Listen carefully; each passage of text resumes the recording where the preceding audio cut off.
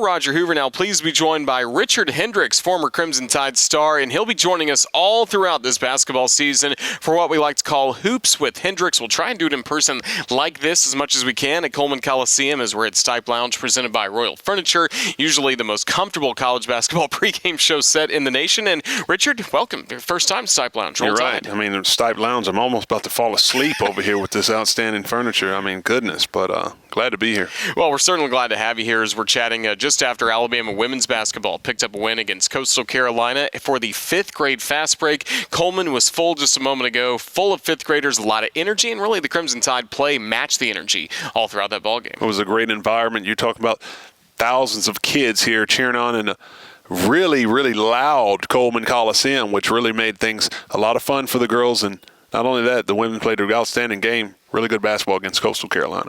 You got to see this group through their first few games here at home to start the season. A great win against South Florida right before the team hit on the road. Just what have you made at the start of the season for Alabama? Well, I think they're settling into their own. You're talking about this is a new team from last year, and you have some leadership roles that have stepped up that played role players last year with Sarah Ashley Barker and Aaliyah Nye now sliding over into starting roles as well as Loyal McQueen. But the consistency of play from several players on this team has really made Alabama a really good team, as well as you talk about the defensive versatility and length that they have on this roster. They could be a really good team. And it really starts with defense in a lot of ways for this group. Obviously, Sarah Ashley Barker brings back that, but how about Aaliyah Nye with what she's done defensively? Well, it's been a joy to watch what she's doing, adding to her game on the defensive end. She's been able to run players off screens and being a lot more physical, disrupting a lot of plays and getting steals and leading from the defense, which turns into offense. But she seems to set the tone and being much more confident and under control on the defensive end this season than she was last year. And then how about Sarah Ashley Barker? Well, a tremendous athlete. So all around the court, strong. She's all over. She can rebound. She can block shots. She can defend multiple positions and play in the post. So I think the thing for her was not so much the defensive end, but the offensive end that she's done a really good job of slowing her game down and bringing a lot more consistent play to match that tenacity that she has on the defensive side of the ball.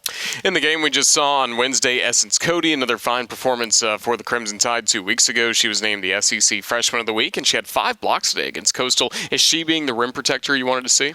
Well, has a lot of potential. And, so when you have the size and the ability and the talent that she has, you want to see some strong interior play. I mean, she's doing a good job on the defensive end today with 5 block shots against Coastal Carolina, but she's going to have to continue to be a little bit more consistent scorer, using her physicality, getting closer into the paint, getting high-level shots and efficient shots, and making sure that she's going to be an effective and consistent scorer on the post, because if she can reach her potential and be who she really is, you're talking about the balance that you're now able to have for this Alabama women's basketball team, which really, really opens up a lot of doors for them to be the best team they can be. Well, the Crimson Tide again playing on Wednesday for the 5th grade fast break, and then games coming up this weekend, back-to-back days. Stephen F. Austin, 2 o'clock on Saturday, 2 o'clock as well on Sunday against Samford. How can a stretch like this help prepare the Crimson Tide for conference play, which is really right around the corner? Well, you can do several things. You can establish your depth, because these are games you're talking about. Alabama definitely has the advantage as far as talent, so you're expected that you should be the heavy favorite coming into these games.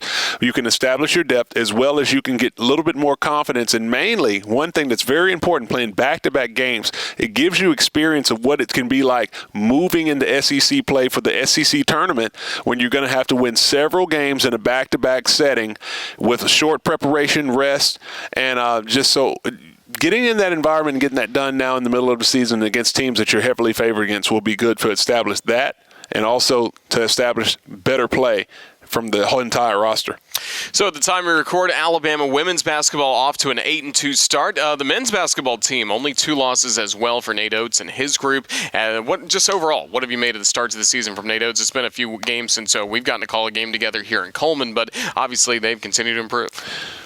Jumped off to a hot start. You're talking about almost 4 games consecutively to start the season scoring over 100 points. And this is a team, and it's also in a time period of college basketball. It's hard to tell what a team can be early on. You got new players on rosters with the transfer portal, players coming over with additions, playing really good basketball early on, but dropped a couple of games, particularly in the ACC SEC Challenge against Clemson here at home.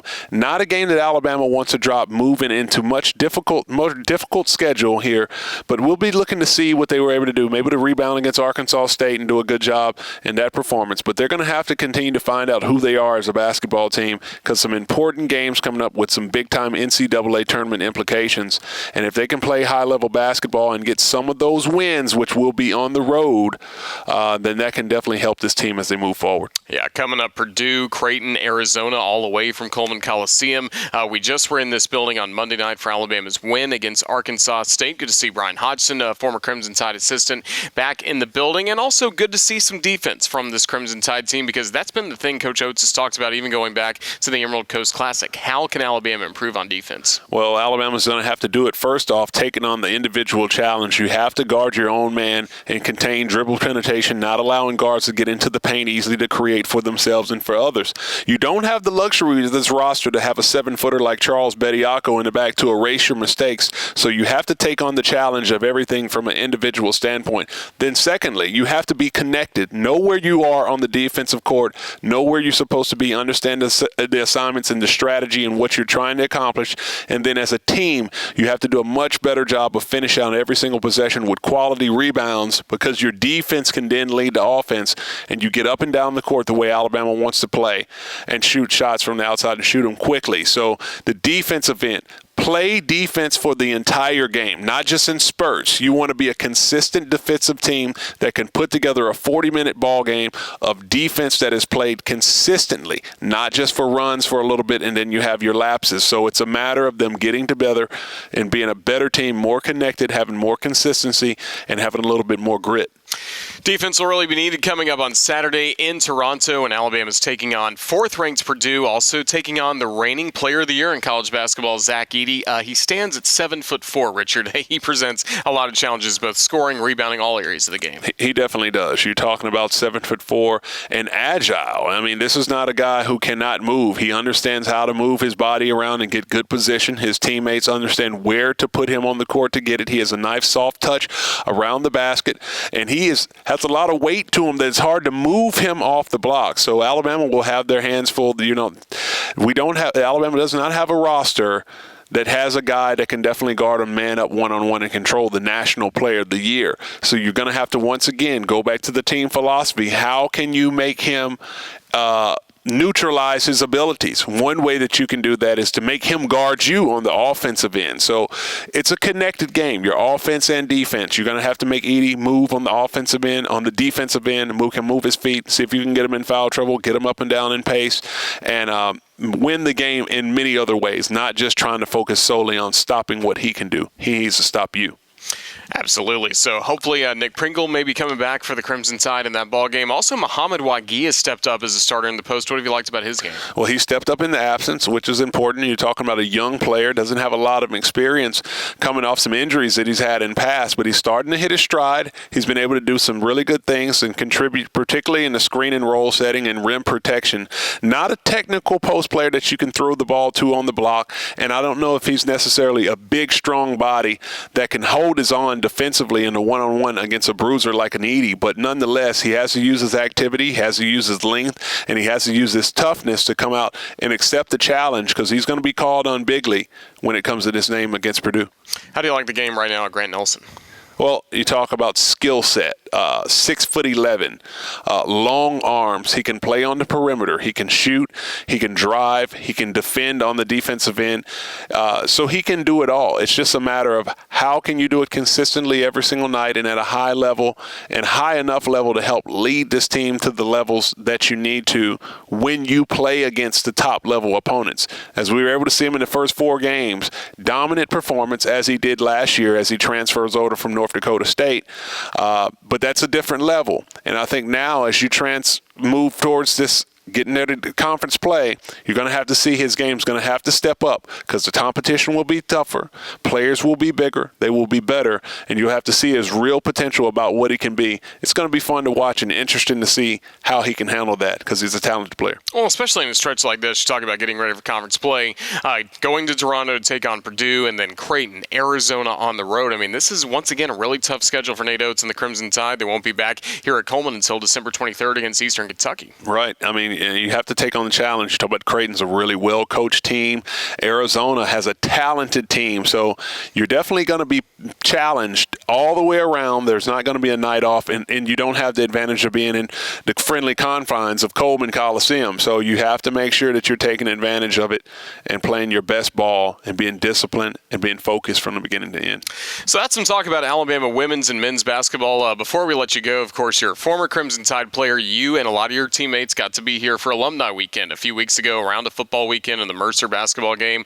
Just how enjoyable was that, and what kind of experience Coach Oates and the Crimson Tide provide for you guys? Well, that was a joy. I mean, you have to be thankful to the current staff and Coach Oates for, putting that on and hosting the alumni, that we could get an opportunity to come back here and get on the court and be received by the fan base here in Coleman Coliseum, as well as, interact a little bit with the current players. But, it shows, where this program is and how they respect the players have, because Alabama in recent years, obviously, 2 out of the last 3 SEC championships, winning them in the regular season and the tournament, and put out some really good players into the NBA draft, into the professional ranks. But to see the alumni comebacks, it shows the current players that Alabama is not just a program that is just now coming. It's something that has always been there.